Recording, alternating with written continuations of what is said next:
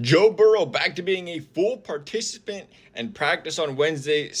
All signs, you would think at this point, of him playing on Sunday. And, we kind of hinted at that earlier in the season. We hinted at it last week. Not to be surprised if we seen him come back earlier than what this timetable was projecting. Of course, it was just a reported timetable based on previous injuries.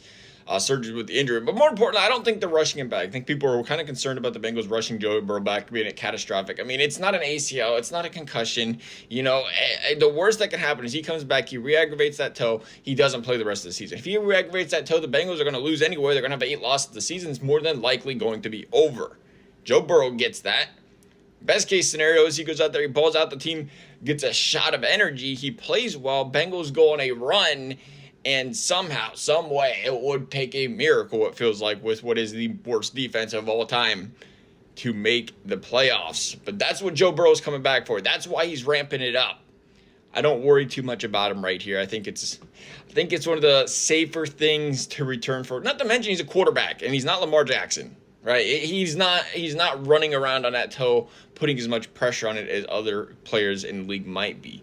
But got to be careful. Don't want to jinx anything.